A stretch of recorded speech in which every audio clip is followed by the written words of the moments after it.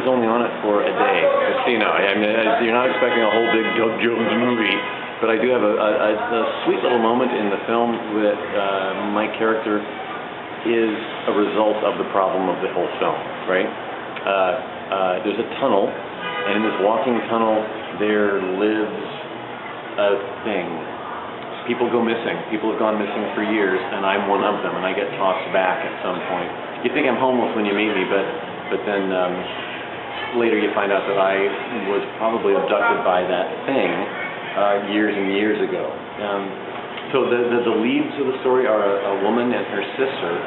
The woman's husband went missing years ago, and they've now had to declare him dead because it's been enough years that by law, missing that long, he's dead. And then all of a sudden, he shows up again. He's been kind of tossed back also, but tossed back on conditions.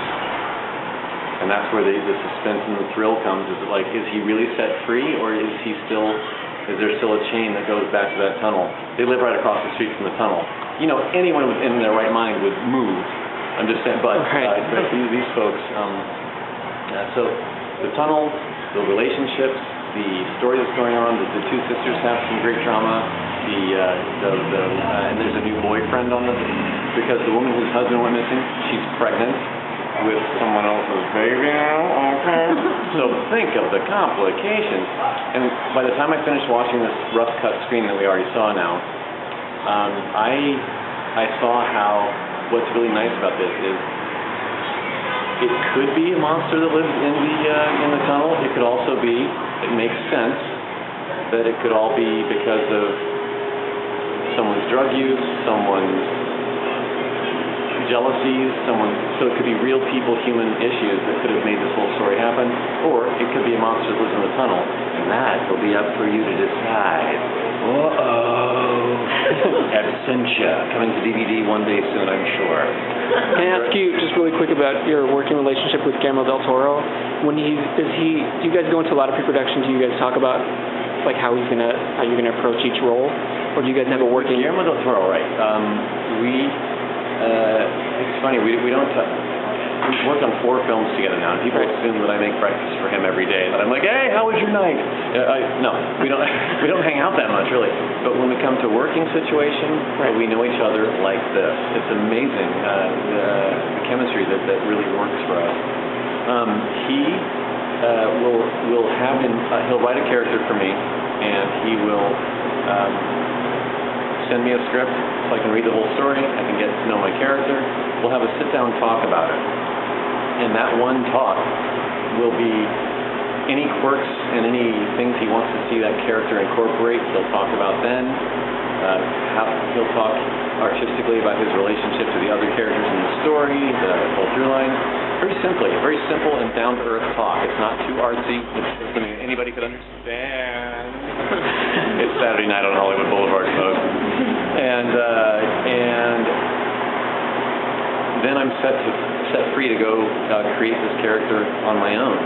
I go to a gymnasium, the 24-hour fitness in my neighborhood at night when all the classes are done, and I use the aerobics floor with all the mirrors. And I go in and I start looking at my own posture, my own thing, and now that I know the script and Guillermo's notes, I start to take on like how would this character run, walk, jump, play, cower in fear, whatever the script calls for.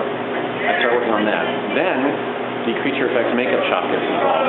They start creating this look on me, whether it's a makeup that's glued to me or a suit that zips up my back with arm extensions, maybe not, leg extensions, maybe not, motors running in my head, horns out to here, horns up to here.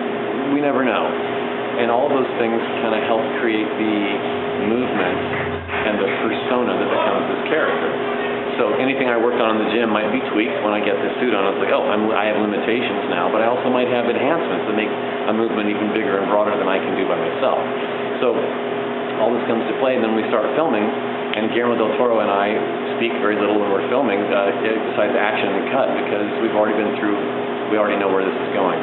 So scene by scene, he will have explained what to expect from me and my character, so that on Pan's Labyrinth, for instance, we